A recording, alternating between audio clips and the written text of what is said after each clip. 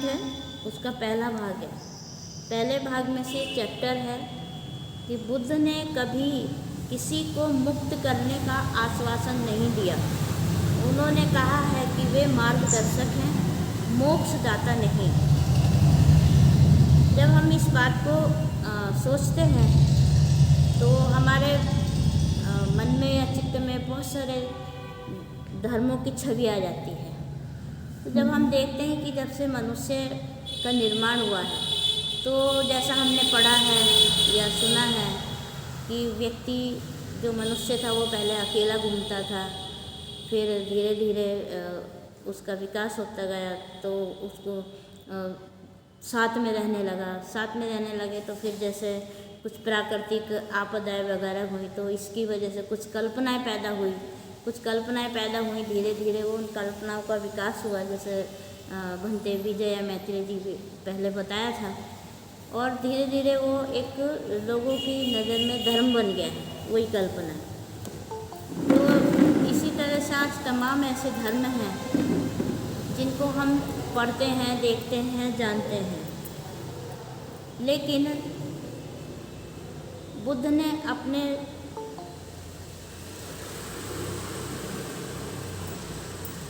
बताए हुए ज्ञान को कभी धर्म नहीं बताया। उन्होंने धम्म कहा है और ना ही ये कहा है कि मैं मुक्तिदाता हूँ, केवल मार्गदर्शक है।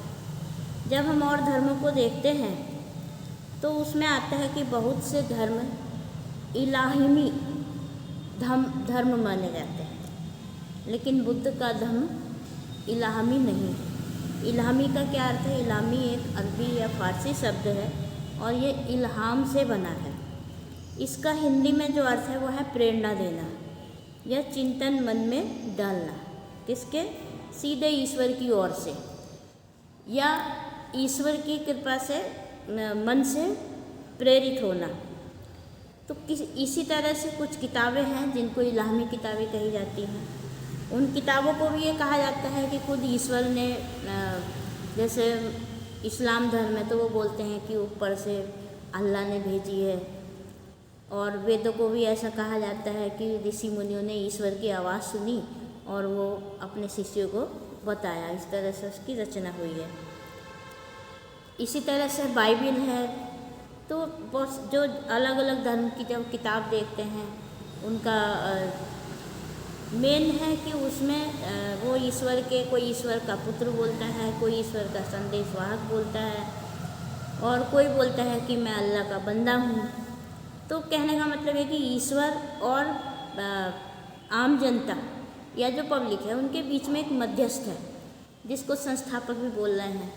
वो ईश्वर से सीधे बात करता है और इधर उनको बताता है कि ईश्वर, अगर आप चाहते हैं कि हम स्वर्ग की प्राप्ति करें, खुश रहें, तो आपसे जो ईश्वर का जो आदेश है या अल्लाह का जो फरमान है वो आपको मानना पड़ेगा। तो उसको क्या बोलते हैं? पैगंबर, हिंदी में संदेशवाहक। तो वो क्या पैगंबर क्या वो लोगों तक पैगाम पहुंचाते हैं और वो बोलते हैं कि आपके लिए मोक्ष का लाभ निश्चित होगा।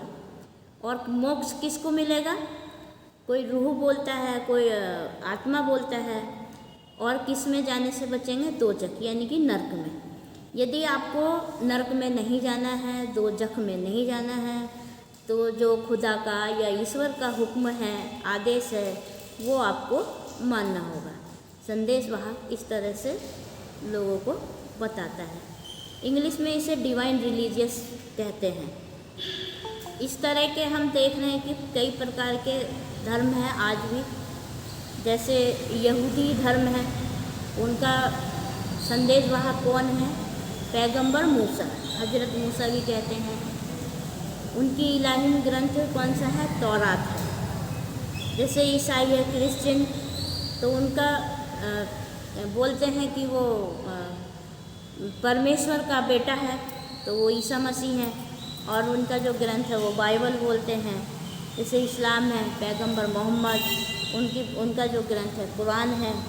पारसी है, उनका जो संस्थापक है या संदेशवाहक है वो जोरास्टर और ग्रंथ का नाम अवेस्ता है। बाही धर्म है तो उनके जो संस्थापक हैं वो बहाउल्लाह हैं,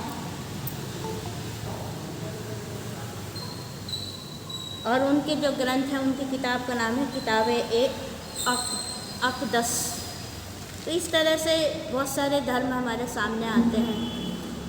तो कि जो वेद हैं वो कुछ दृष्टि में उनको इलाही नहीं बोल सकते हैं, लेकिन ईश्वर प्रेरित हैं।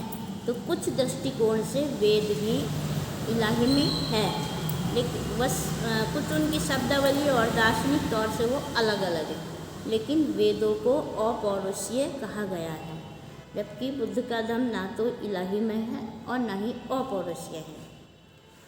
तो कैसा है? बुद्ध ने अपने आप को ना तो पैगंबर कहा है और ना ही मुक्ति करने का कहा है कि मैं मुक्ति करूँगा, केवल मार्ग बताता हूँ। यदि किसी ने ऐसा कहा भी है कि बुद्ध भी एक पैगंबर हैं या खुदा का पैगाम बता रहे हैं या ईश्वर का बात बता रहे हैं, तो खुद बुद्ध ने उसका खंडन किया है। और उन्होंने खंडन किया है और क्या बताया है? सबसे महत्वपूर्ण बात ये बताई है कि भगवान बुद्ध का जो धम्म है वो एक आविष्कार है, एक खोज है।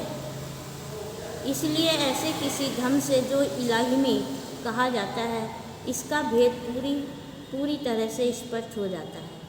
तो कैसा आविष्कार है? क्या आविष्कार किया उन्होंने? तथागत बुद्ध का धम्म इन अर्थों में एक आविष्कार है या खोज है कि पृथ्वी पर जो भी मानवीय जीवन है उसके गंभीर अध्ययन का परिणाम है। क्या आविष्कार है?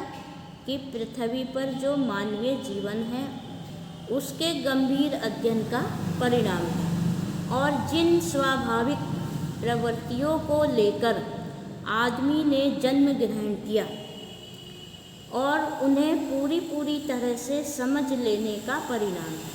यानी जन्म के साथ जो आदमी की प्रवृत्ति होती है, उन प्रवृत्तियों को पूरी तरह से समझ लिया है और उसका परिणाम है। साथ ही उन प्रवृत्तियों को भी जिन्हें आदमी के इतिहास ने जन्म दिया है, यानी जो मानव है उस मानव के इतिहास ने जिन प्रवृत्तियों को जन्म दिया है उनको भी समझ लिया है, और जो अब उनके विनाश का भी कारण बन रहे हैं। तो हम जब इतना पढ़ते हैं तो हमारी समझ में ये बात नहीं आती है। तो जन्म के साथ कौन कौन सी प्रवृत्ति पैदा होती हैं? जैसे सबसे पहले है भूख लगना।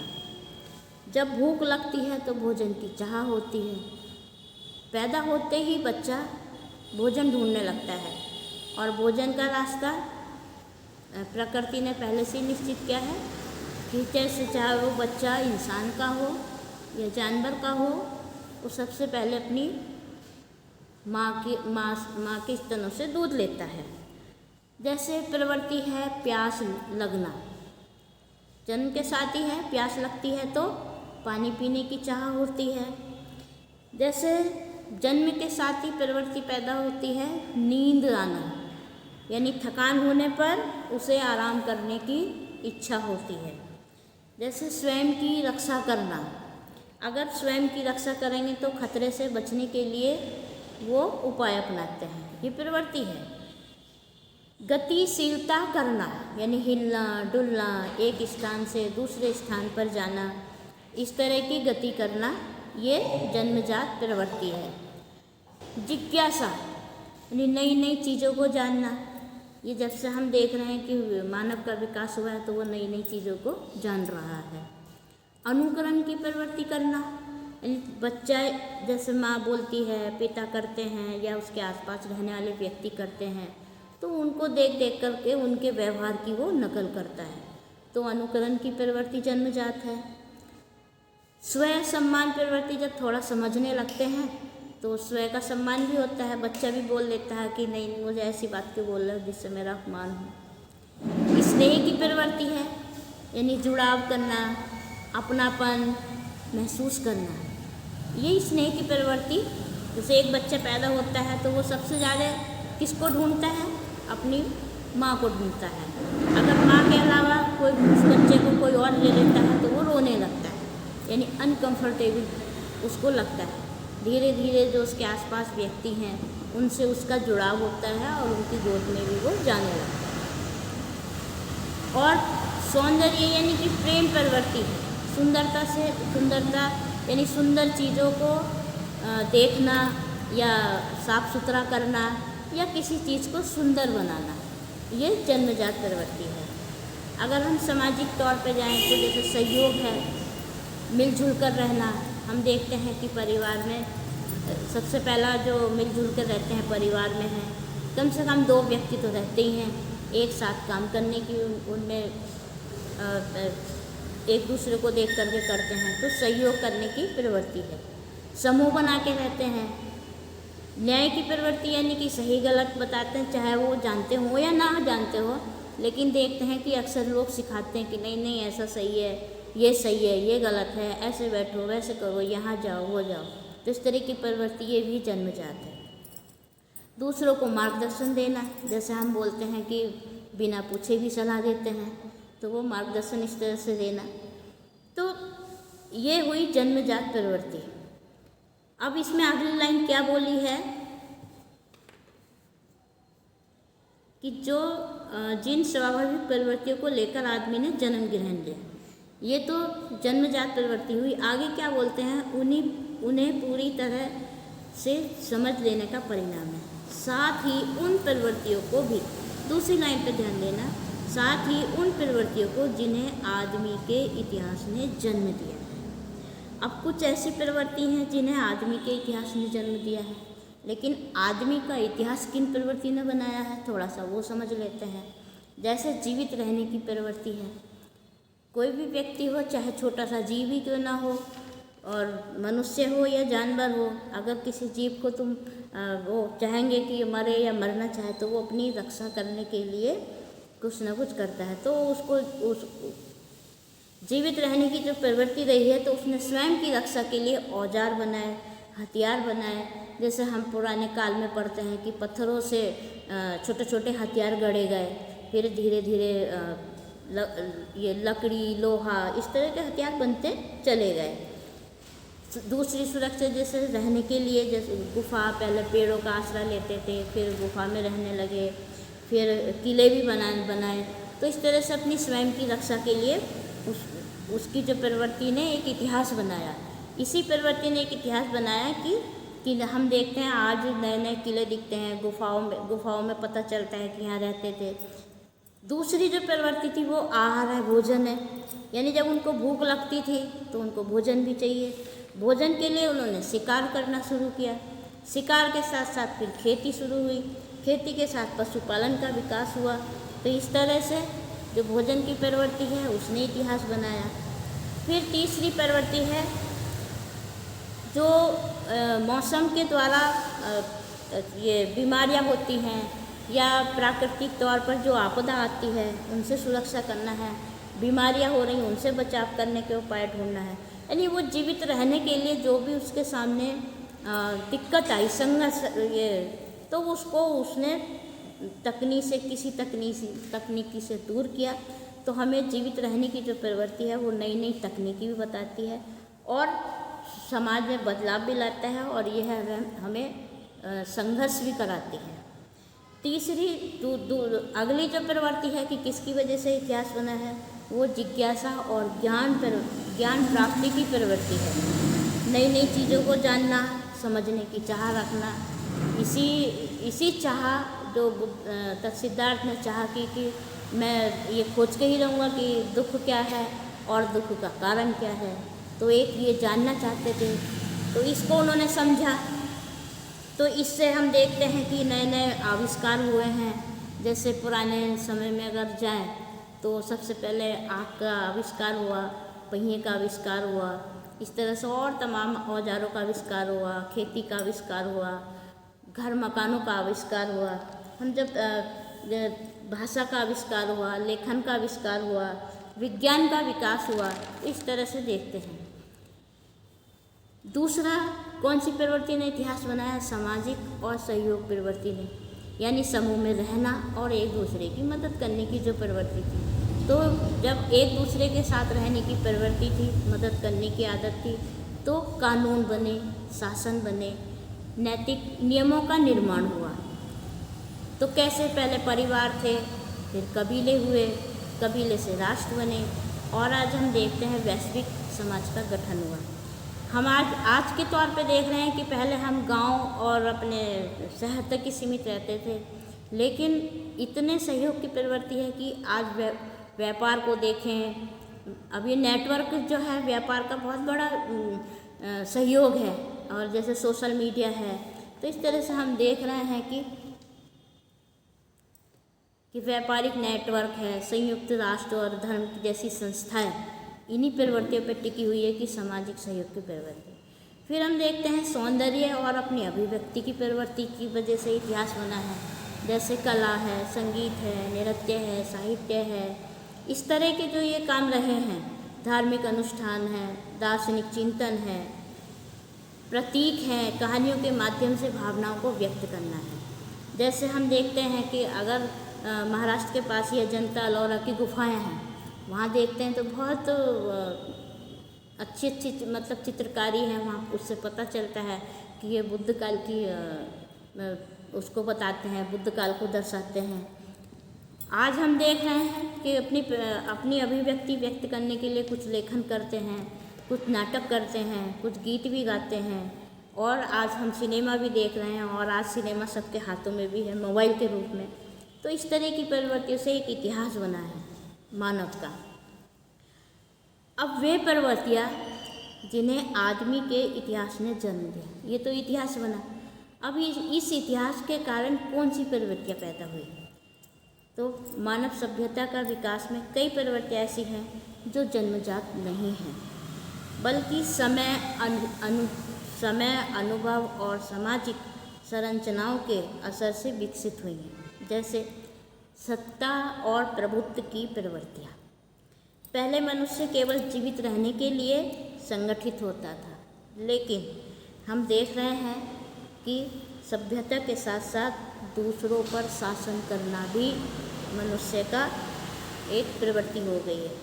शासन करना, उनको नियंत्रित करना, ऐसी पनपती है। और ये किस कारण से होता है? जैसे अहंकार हो गया है, अपने को बड़ा मानना है, अपने को ऊंचा मानना है, ऊंचे वर्ग में मानना है, तो इसमें अहंकार, द्वेष, राग, ईर्ष्या पैदा हो गई हैं। तो इसकी वजह से क्या कौन सी पैदा हुई? जैसे साम्राज्यवाद है, राजनीतिक है, और नेतृत्व में जटिलता आ गई है। दूसरी कौन सी प्रवृत्ति की वजह से विनाश हो रहा है, मतलब जन्म दिया है, कौन सी प्रवृत्ति को जन्म दिया है? जैसे धन संचय और संपत्ति की लालसा की प्रवृत्ति है, यानी कृषि और व्यापार के बाद संपत्ति इकट्ठा करने की प्रवृत्ति बनी है। और ये जन्मजात भूख नहीं थी, ये समाज के विकास के साथ साथ उत्पन्न हुई है। तो इसमें लालच, लोभ आ गया है, लालसा आ गई है, इसमें पूंजीवाद, वर्ग भेद, आर्थिक प्रतिस्पर्धा पैदा हो गई है। राष्ट्रवाद और सामूहिक पहचान की प्रवृत्ति। हम देखते हैं व्यक्ति पहले कबीलों से जुड़ता था, लेकिन आज इतिहास में देखते हैं साथ साथ राष्ट्र, धर्म, जाति, विचारधारा जैसी सामूहिक पहचान की भावनाएं उभर गई हैं। और ये प्रवृत्ति लोगों को एकजुट भी करती है, लेकिन एक दूसरे से अपने आप को ऊंचा, कोई नीचा मानता है। तो ये प्रवृत्ति एकजुट करने के साथ साथ संघर्ष भी करना सिखाती है कि अपना अस्तित्व बनाए रखने के लिए वो संघर्ष करती है। वैज्ञानिक तार्किक सोच आ गई है, जैसे प्राकृतिक घटनाओं को समझने की चाह तो जन्मजात थी, लेकिन जिज्ञासा भी थी।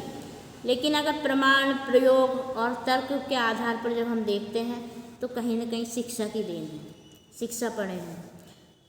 व्यक्ति वैभव और आराम की प्रवृत्ति आ गई है। पहले क्या था, आदमी अपनी ज़रूरत पूरी करने के लिए वो आवास बनाता था, या भूख मिटाने की ज़रूरत भर के लिए भोजन ढूंढता था, या अपनी ज़रूरत की चीज़ों को इकट्ठा करता था, जैसे शिकार करने में सुविधा हो, खेती करने में जिनसे फ़ायदा हो।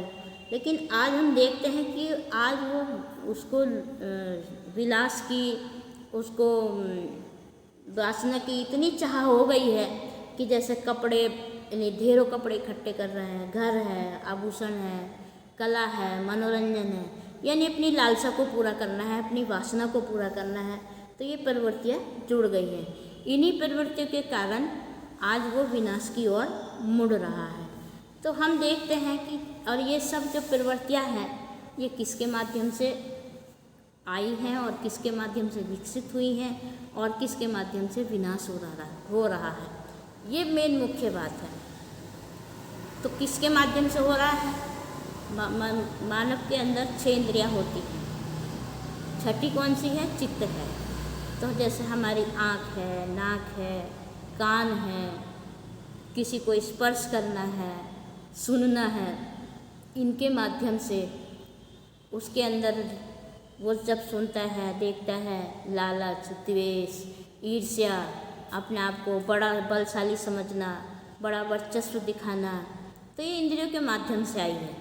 तो तथागत बुद्ध ने इन्हीं प्रवृत्तियों को समझा है जो इससे पहले किसी और ने इन प्रवृत्तियों को नहीं समझा कि आखिर मनुष्य दुखी क्यों है। इन प्रवृत्तियों को समझते हुए इसी आधार पर उन्होंने कहा है कि मैं मुक्तिदाता नहीं हूँ, मोक्षदाता नहीं हूँ, मैं केवल मार्गदाता हूँ। मोक्ष से मोक्ष चाहेगा।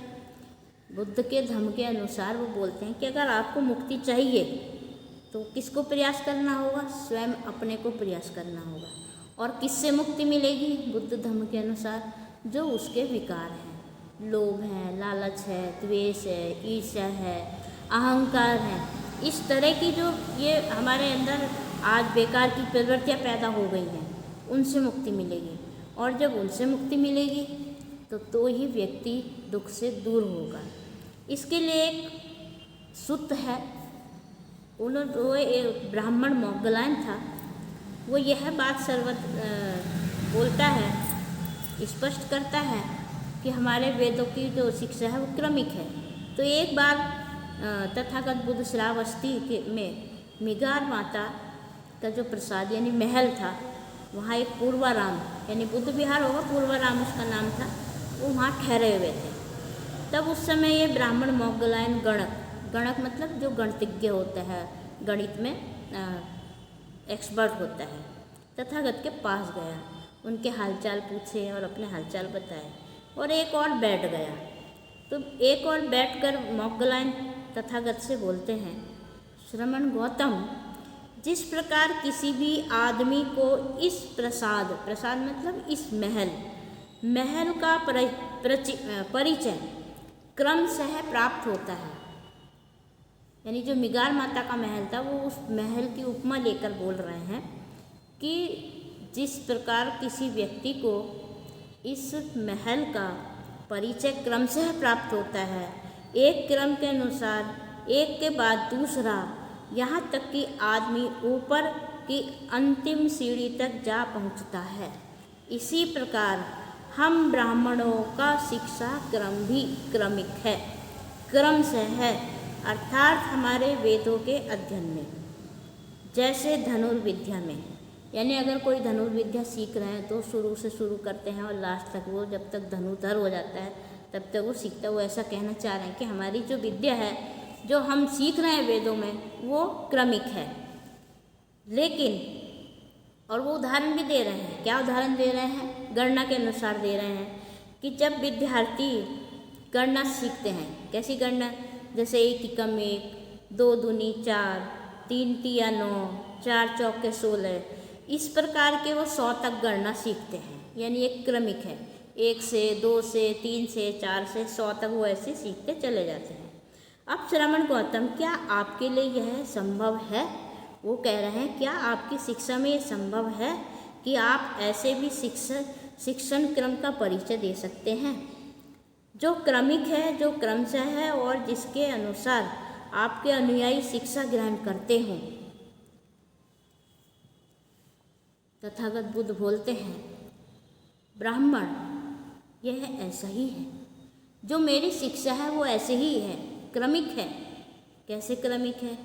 एक चतुर अश्रु शिक्षक को ही ले लो, यानी कि एक होशियार किसी घोड़े को प्रशिक्षित करता है। तो जो उसका शिक्षक है वह एक श्रेष्ठ बछड़े मतलब घोड़े के बच्चे को हाथ में लेता है। सबसे पहले वह उसके मुंह में लगाम लगाकर उसे साधता है, यानी कि बताता है कि इधर जाना है, ऐसा करना, ऐसे करेंगे तो इधर जाना है, ये लगाम इधर खींचेंगे तो इधर जाना है, लगाम अगर सीधी खींचेंगे तो सीधे दौड़ना है, अगर मतलब इस तरह के वो इशारे बताता है और उस घोड़े को धीरे धीरे वो सब बात सिखाता है। इसी प्रकार जो शिक्षा चाहने वाले हैं, यानी जो सीखना चाहते हैं, ज्ञान लेना चाहते हैं, ऐसे व्यक्ति को तथागत लेते हैं। और जो सीखना ही नहीं चाहेगा तो उसको लेके भी करेंगे क्या। और सर्वप्रथम यही शिक्षा देते हैं कि शीलवान रहो, पातिमोक्ष के नियमों का पालन करो। पातिमोक्ष ये भिक्खुनियों के लिए एक पातिमोक्ष है जिसमें पाराजिक, संगादि शेष, पाचित्य ये सब नियम हैं पातिमोक्ष में, यानी कि अपने उसमें कई तरह के अपराध बोले जाते हैं और उन अपराधों अगर कोई करता है तो वो स्वीकार करता है और स्वीकार करने के बाद उनसे माफ़ी मांगता है और उसके लिए जो दंड होता है वो दंड संघ के द्वारा उसको दिया जाता है। अगर पश्चाताप करना है तो पश्चाताप होगा, मान लो पराजिक होगा तो संघ से बाहर हो जाएगा। तो इस तरह से हर अपराध करने पर दंडात्मक प्रक्रिया होती है। तो वो बोल रहे हैं कि शीलवान रहो, शीलवान यानी पंचशीलों का पालन करो, जो भी शील हैं जितने भी हैं, और पातिमोक्ष के नियमों का पालन करो। सदाचार में दृढ़ हो जाओ, यानी कि वही इन नियमों में पूरे दृढ़ हो जाओ। छोटे से छोटे दोष को भी बड़ा समझो। कैसी शिक्षा देते हैं तथागत, अगर आपके द्वारा छोटा भी दोष होता है तो आप उसको बड़ा समझो, ऐसी आप शिक्षा ग्रहण करो। विनय में पक्के हो जाओ, यानी छोटा कैसे, जैसे हम थोड़ा सा किसी के प्रति मन में सोच ही लेते हैं कि अरे ऐसे ही है वो, मैं तुझसे नफरत करता हूँ, ईर्ष्या करता हूँ। तो अगर ऐसा भी मन में विकार आता है तो उसको भी बड़ा दोष माने और उसको दूर कर दें। जब ऐसे आचरण में वो दृढ़ हो जाएंगे तो तथागत उसे अगला पाठ बताते हैं। क्या पाठ बताते हैं? आओ, आँख से किसी रूप को देखकर उसके सामान्य स्वरूप या उसके ब्यौरों से आकर्षित न होए। यानी हमने किसी सुंदर चीज़ को देखा, जैसे अभी इसमें बताया कि मनुष्य की प्रवृत्ति थी सुंदर चीज़ को देखना, और फिर धीरे धीरे कैसा हुआ, खो गया और उसकी वासना में चला गया, जिससे आज विनाश हो रहा है। तो तथागत यही सिखाते हैं कि आप देख रहे हो, आपको सुंदर लग रहा है, लेकिन उसका जो आकर्षक रूप है या जो चीज़ आपको आकर्षित करती है उसमें आपको नहीं खोना है। आपकी जो प्रवृत्ति है उस पर काबू रखना है, और इसका परिणाम क्या है? तृष्णा, यानी तृष्णा पैदा होती है कि और चाहिए और चाहिए और चाहिए। तो आपको इस तरह की तृष्णा पर निरंतर नियंत्रण करना है। असंयत होकर अपनी चक्षु इंद्रिय को रूप देखने में जो उत्पन्न होती है उसको नहीं लगाना है। ये कुप्रवृत्ति है। बुद्ध ऐसा सिखाते हैं कि ये कुप्रवृत्ति है। जब आप किसी सुंदर चीज़ को देख करके उसके सौंदर्य में खो जाते हैं, चाहे वो रूप किसी वस्तु का हो, किसी व्यक्ति का हो, या अन्यथा कोई भी चीज़ का हो, हम खो जाते हैं। सुंदर आवाज़ सुनते हैं उसमें खो जाते हैं। तो इस तरह की कुप्रवृत्तियों को अपना अभ्यास करना है और गलती से भी नहीं आने देना है। ये चित्त की अकुशल अवस्थाएं आदमी पर बाढ़ की तरह काबू करती हैं। अगर हम इन जो ये कुप्रवृत्तियाँ हैं इनको खुला छोड़ देते हैं तो जैसे बाढ़ आती है ना, बाढ़ कुछ नहीं देखता है, घर है, पेड़ है, पौधा है, आदमी है, सबको बहा ले जाती है। तो इसी तरह से ये जो अकुशल प्रवृत्तियाँ हैं ये बाढ़ की तरह हम काबू नहीं पा सकते। बाढ़ की तरह सब बहा ले जाती हैं, सब नष्ट हो जाता है। इसलिए अपनी जो देखने की इंद्रिय है इसको संयत रखो, चक्षु इंद्रिय को काबू में रखो। ये दूसरा पाठ हो जाता है। फिर आगे क्या बोलते हैं? इसी प्रकार दूसरी इंद्रियों के विषय में भी तथागत सावधान करते हैं कि तुम कान से कोई शब्द सुनो, आपको सुंदर लग रहा या कर्कश लग रहा है तो ना तो किसी से नफरत करो और ना उसमें जो मधुर लगता है उसमें खो। नाक से कोई गंध सूंघो, यानी किसी की बहुत अच्छी सुगंध आ रही है तो हम उसी को पाना चाहते हैं कि और चाहिए और चाहिए। हम जिह्वा से कोई चीज़ चखते हैं तो उसके स्वाद में खो जाते हैं। जैसे बहुत से को मिठाई पसंद है तो वो इतनी मिठाई खा लेते हैं कि बीमार हो जाते हैं। तो इस तरह से हमें अपनी जिह्वा इंद्रिय पर भी संयम रखना है। शरीर में किसी प्रकार का स्पर्श हो, व्यक्ति को कुछ स्पर्श बहुत अच्छे लगते हैं, कुछ स्पर्श से नफरत होती है लेकिन फिर भी स्पर्श करना चाहते हैं। तो इस तरह के जो स्पर्श पैदा होते हैं उन स्पर्शों में ना खोए। ये तीसरी विद्या है कि अपनी इंद्रियों पर नियंत्रण रखें और सही बात को समझे, सम्यकता से समझे। जो ही उसका ये पूर्ण अभ्यास कर लेता है, यानी कि पहला अभ्यास क्या था कि वो सदाचार सीखे, सीलों का पालन करे, जो नियम विनय है उसको अच्छे से पालन करे। दूसरा क्या है, अपनी इंद्रियों को संयत करना सीख ले। अब जब इनमें ये परिपक्व हो जाता है तब तथागत बोलते हैं कि उसका अगला पाठ शुरू होता है। अगला पाठ क्या शुरू होता है कि भोजन के विषय में मात्रज्ञ, यानी हर व्यक्ति अपने भोजन की मात्रा को जानता हो। भोजन को वो इसलिए नहीं खाए कि मैं खेलने के लिए या किसी मद यानी कि कोई वासना के लिए खा रहा हूँ या शरीर को सजाने के लिए लेना है, या बल्कि जब तक शरीर की मेरी स्थिति है, यानी कि जब तक व्यक्ति जीवित है तब तक मेरी स्थिति स्वस्थ बनी रहे, इसलिए भोजन लेना है। ना कि उसमें इतना खो जाओ कि आधा भोजन आप खाते हो आधा फेंक देते हो उसकी लालसा में कि ये भी मुझे बहुत पसंद है, बहुत पसंद है। पता चला हमें कोई चीज़ बहुत पसंद है तो खा तो हम एक ही सकते हैं, लेकिन उस लालसा में, उस लालच में हमने थाली भर के ले लिया। तो हमें अपनी मात्रा, भोजन की मात्रा आनी चाहिए। शरीर की स्थिति यानी स्वस्थ बनी रहे अंतिम सांस तक, विहिंसा से बचे रहने के लिए और श्रेष्ठ जीवन व्यतीत करने के लिए, यानी श्रेष्ठ का मतलब जीवन सुख कर पीते, इसके लिए भोजन लेना है। भोजन ग्रहण करते समय मन में यह विचार रहना चाहिए कि मैं पहले से, यानी कि जब हम भोजन करते हैं तो हमें एक रोग है, भूख रोग, एक वेदना होती है, भूख लगती है तो हमें पेट दर्द होता है ना, पेट में इधर उधर, किसी के सिर में दर्द होता है कि भोजन चाहिए, तो उस वेदना का नाश करने के लिए भोजन कर रहा हूँ। और अगर मैं भूखा रहूँगा तो नई वेदना उत्पन्न होगी, तो नई वेदना उत्पन्न न होने दे, इसलिए मैं भोजन ग्रहण करता हूँ, ऐसा सोच करके भोजन ले, जिससे उसकी जीवन यात्रा निर्दोष होगी। यानी उसको ऐसा दोष नहीं लगेगा कि ये भोजन खराब करता है, फेंक देता है, आधा भोजन नाली में जाता है, आधा भोजन रास्ते में जाता है, इस तरह से नहीं होना चाहिए। तो अगर हम ऐसा सोच करके, ऐसा समझ करके, ऐसे संयत रहते हुए भोजन करते हैं तो जीवन यात्रा निर्दोष रहेगी और सुखपूर्ण रहेगी। जब ब्राह्मण को वह भोजन के विषय में, यानी कि तथागत बोलते हैं कि जब वो भोजन के विषय में संयत हो जाता है, जिनको वो शिक्षा सिखा रहे हैं, चाहे वो चीवरधारी हो, वो एक उपासक भी हो सकता है, एक अनुयायी भी हो सकता है, भोजन की मात्रा या ये सब जो इंद्रियों पे संयत रखना है ये सबके लिए लाभकारी है। तो तथागत अगला पाठ पढ़ाते हैं, यानी जागरूकता का। दिन के काम करते हुए, चलते हुए, बैठते हुए अपने चित्त के मलों को परिशुद्ध करें, यानी कि रात के पहर से लेकर जब से उठते हैं जब तक सोते हैं, उठते हुए, बैठते हुए, चलते फिरते हुए, उसको अपने चित्त को शुद्ध करना है। तो वो क्या बोलते हैं तथागत कि रात के पहले पहर में भी चलते फिरते रहकर वह एक जगह बैठकर ऐसा ही करें, यानी कि जिसको हम ध्यान करना बोलते हैं। एक जगह बैठे और देखें कि मेरा चित्त किससे मलिन हो रहा है तो उसको दूर करें।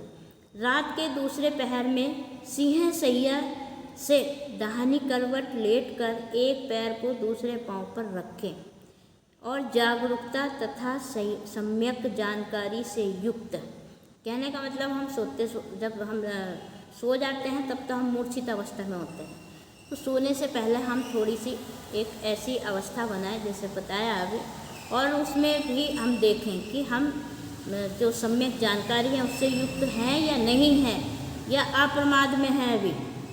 फिर रात के तीसरे पहर में जाग कर चलते हुए या बैठे बैठे अपने चित्त को चित्त मलों से परिशुद्ध करें। कहने का मतलब यह है कि रात को भी अगर हम सो रहे हैं तो अपने चित्त को देखते रहना चाहिए। वही जागरूकता है कि भूले से भी कोई हमारे अंदर मलिन तो नहीं हो रहा है।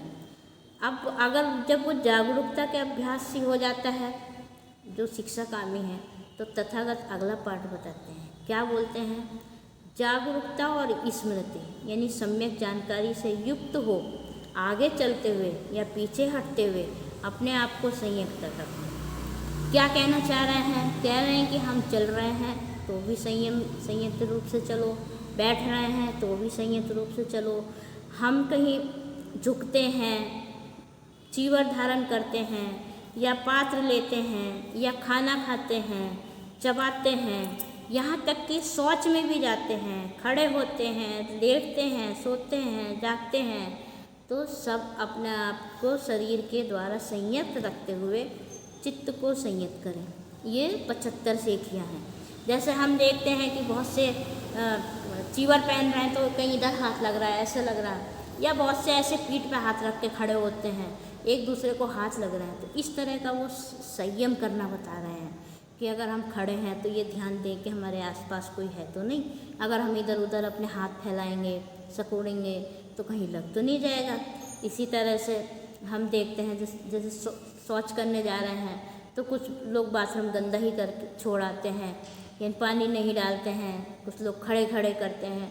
तो इस तरह के ये सब चीज़ का हमें ध्यान रखना है।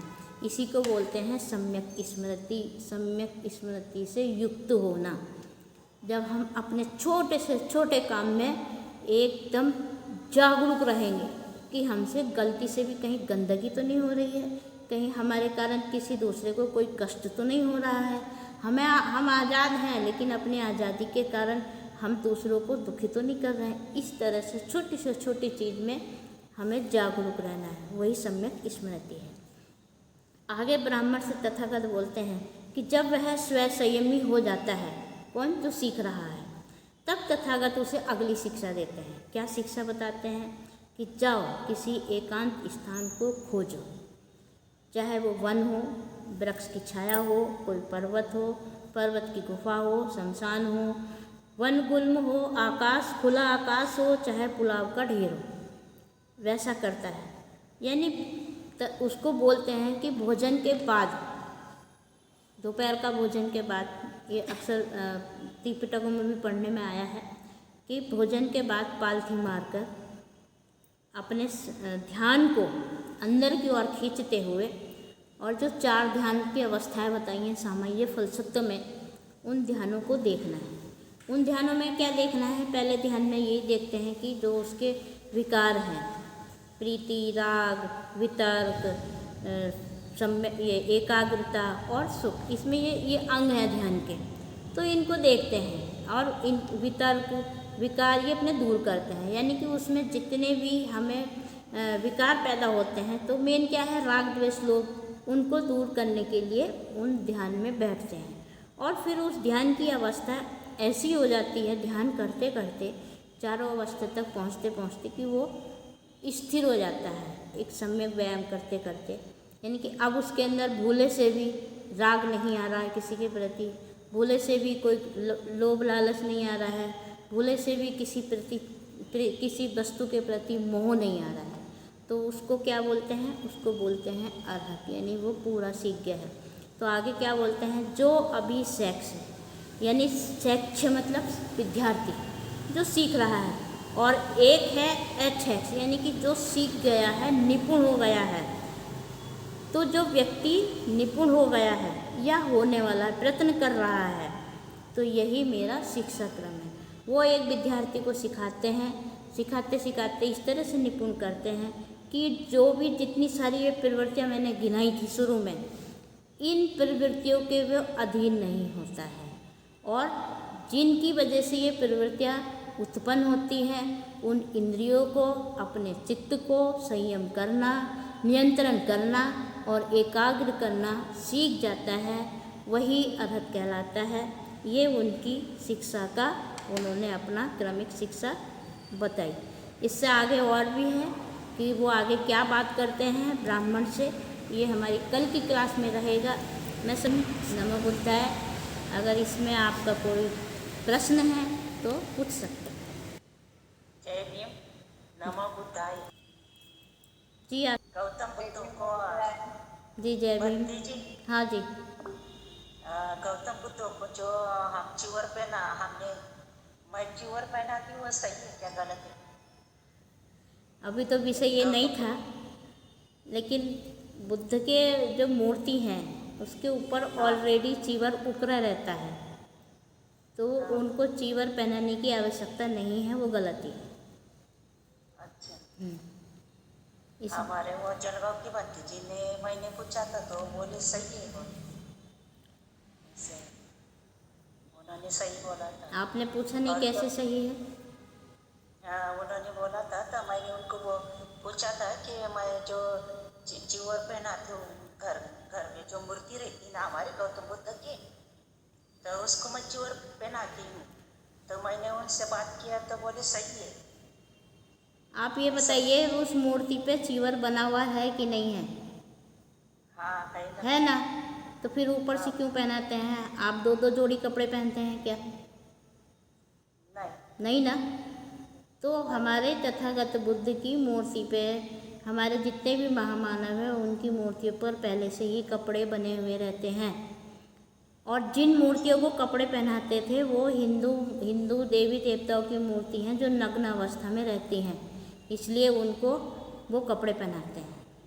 ठीक है जी। टिनका जी कुछ कह रही थी आप? एक बात पूछनी थी। हाँ। जैसे कि हम घर में खाना बनाते हैं, हाँ तो पहले जो भी खाना हो रोज का, हाँ तो पहला सब्जी और रोटी गौतम बुद्ध के आगे रखते हैं, वो सही है क्या गलत है? अरे मूर्ति खाना नहीं खाती है, ये तो छोटी सी बात है। तर्क लगाओ ना, मूर्ति थोड़ी खाना खाती है, खाना तो हम ही खाते हैं ना। तो उनके आगे मतलब खाना जब भोजन बनता है तो पहले उनको नहीं देना रखना होता है, ज़्यादा करना है, किसी भूखे व्यक्ति को ढूंढो और उसे खाना खिलाओ गौतम बुद्ध के नाम पर। अच्छा, हाँ मतलब वो नहीं रखना है। नहीं। बंदी जी, जी जय भीम। बंदी जी मुझे ये भी जानना था, जैसे कभी भी ऐसा हो जाता है कि जो मेरे पहले के किए हुए जो कर्म हैं वो एकदम से मुझे याद आ जाते हैं।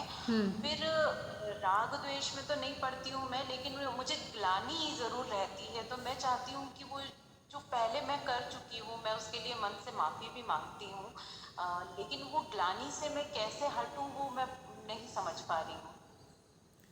देखिए ये तो एक मानव प्रवृत्ति है कि अगर उससे कुछ गलत हुआ है तो गिलानी आनी स्वाभाविक है, लेकिन उसके लिए मैंने पहले भी बताया था कि जब कभी ऐसा विचार आता है और आप उसमें चाहते हैं कि मेरी वजह से बहुत बड़ा किसी का नुकसान हुआ था, तो उसके सुधार के लिए या तो जिस व्यक्ति के साथ आपने गलत किया है उस व्यक्ति से जा कर के माफ़ी मांगे, उसको स्वीकार कर लीजिए, तो फिर आपको आगे गिलानी नहीं आएगी। और अगर ऐसा नहीं कर सकते हैं या वो व्यक्ति चला गया है तो फिर अपने चित्त में उस चीज़ को ना आने देने के लिए बार बार निरीक्षण करें कि नहीं अभी मैंने सुधार कर लिया है या मैंने ऐसा काम करना छोड़ दिया है। तो उसके लिए वही है सम्यक व्यायाम कि इस तरह की अपने अंदर बात ना आने दें। उसके लिए वही है कि आप ध्यान में बैठें और चिंतन करें, और जैसे वो गलती हुई है या अपराध हुआ है आगे मेरे से ऐसा अपराध ना हो, तो चिंतन में निरीक्षण करते रहें कि भोले से भी मैं किसी को कुछ गलत ना कहूँ या गलत ना सोचूं। धन्यवाद पंडित जी, मैं इसका प्रयास करूँ। अभी का जो विषय रहा वो समझ में आया क्या? जी पंडित जी, मैं आज थोड़ा लेट जुड़ी थी, पर जितना मैंने सुना उतने में मुझे समझ में आया और बहुत अच्छा भी लगा, आपने बहुत अच्छे से समझाया उसको। जी जागृति जी, आप तो पहले से हैं। जी अच्छे से समझाया। हाँ, कैसे वो आविष्कार है वो समझाया, तो मेरा विषय क्लियर हुआ क्या? हाँ, बहुत अच्छे से आपने है ना सरल भाषा में जो समझाया है ना, तो जी बहुत अच्छे से मेरे ख्याल से सभी को समझ में आ ही गया होगा। जी जी हाँ, वंदे में बंटी जी। जी बताइए।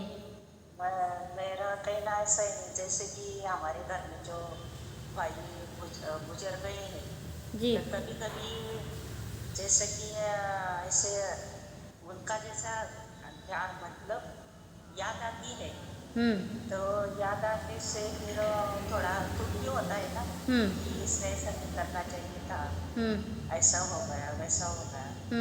तो उसके बारे में फिर थोड़ा डर भी होता है।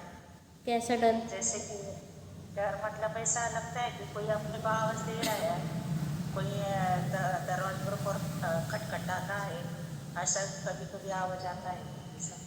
अच्छा, आपको ऐसा लगता है कि जो व्यक्ति आपके पास से चले गए हैं, मर गए हैं, वो आपको आवाज़ दे रहे हैं, आप उनको याद कर रहे हैं, तो ऐसा आपको लगता है, डर लगता है? उसको भी हम भी याद करते हैं ना, मतलब गुजर गए था अचानक से। हाँ, देखिए, अचानक से मतलब युवावस्था में गए हैं कि वृद्ध अवस्था में गए? फिर भी 50 का उम्र था। अच्छा, 50 का उम्र था। और आपकी उम्र कितनी है अभी? मेरी 38, अपने सॉरी 58। 58, यानी 58 हो गई है।